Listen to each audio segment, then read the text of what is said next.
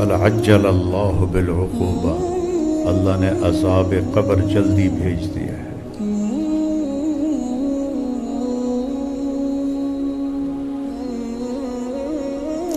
پھر ہندوستان میں محمود غزنوی 1001 میں پشاور کے قریب جنگ ہوئی، راجہ جے پال اور محمود جے پال کی فوج میں 300 ہاتھی تھے، پھر بھی شکست ہو گئی۔ آنند پال کا بیٹا تھا یہ۔ آنند پال کو سبکتگین نے شکستیں دی جو محمود کا باپ تھا۔ یہ ایک غلام تھا اور سپاہی تھا۔ ایک دن شکار کے لیے گیا تو ہرنی کا بچہ اس نے پکڑ لیا۔ اس کو پکڑ کے اس نے اپنے آگے ڈال لیا اور چل پڑا۔ پیچھے سے اس کو آہٹ سنائی دی۔ اس نے اسے مڑ کے دیکھا تو بچے کی ماں پیچھے پیچھے آ رہی تھی۔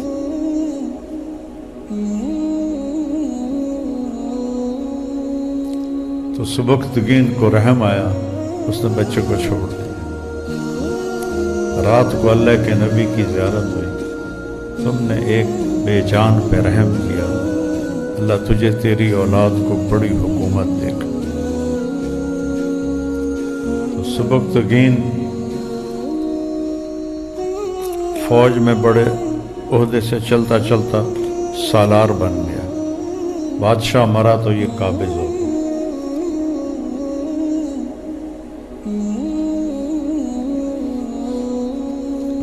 اس کا بیٹا پھر محمود بنا، جس کو سلطان کا لقب ملا اسلامی تاریخ میں پہلی دفعہ عباسی سلطنت کی طرف سے۔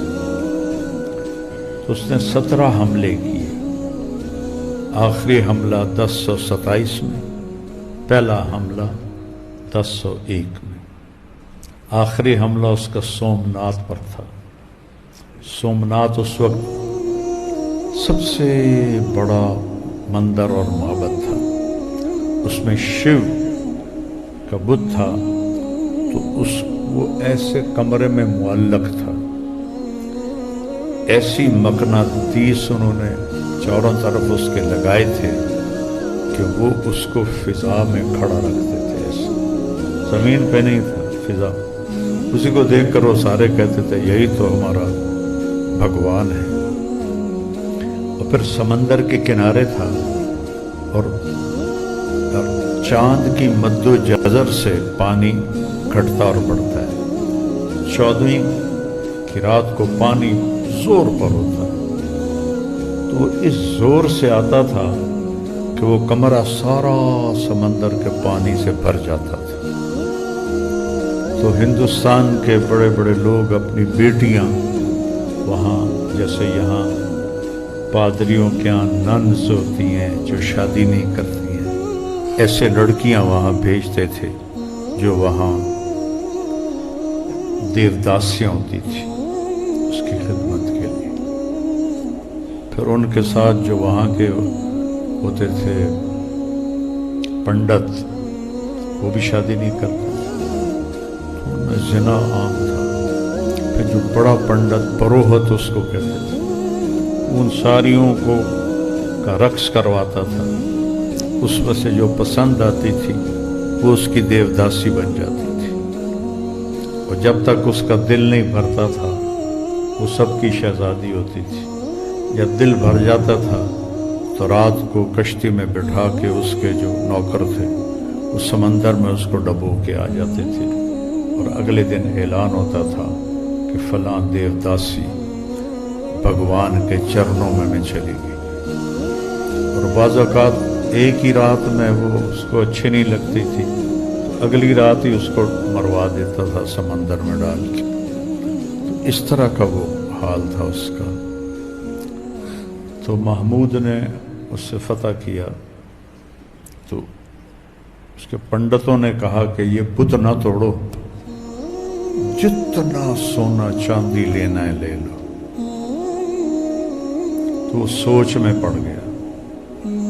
رات کو خواب میں دیکھا آواز آ رہی ہے محمود بت فروش کدھر ہے؟ محمود بت فروش کدھر ہے؟ صبح اٹھتے اس نے اپنا کلہاڑا اٹھایا. محمود کی تلوار کو عام آدمی نہیں اٹھا سکتے تھے، اتنی وزنی ہوتی تھی.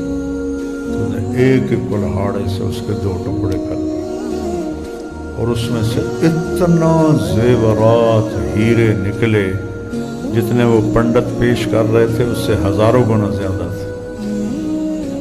اور اس کے ٹکڑے کر کے اس نے مدینہ منورہ بھیجے اور مدینہ منورہ مسجد نبوی کی سیڑھیوں پر اس کے بت کے ٹکڑے لگائے گئے اور غزنی بھی لے گیا. تو لیکن اس نے حکومت قائم نہیں کی اور مطلب سمجھ میں نہیں آتی، دعوت کا سلسلہ بھی نہیں بنایا.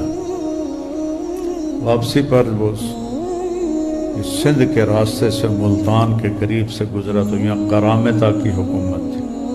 حسین بن قرمت کہتے ہیں ٹیڑھی پنڈلی والا. یہ اسماعیلی شیعہ تھے، ان میں سے ان کا ایک یہ سردار بنا، ان کا امام بنا. اس نے ساری نمازیں ختم، شراب حلال، مسلمان کو قتل کرنا حلال اور سور حلال اور اس طرح کا. اس کرامتہ نے وہ تباہی مچائی ہے جس کی کوئی حد کوئی. انہوں نے اسے بڑا تنگ کیا.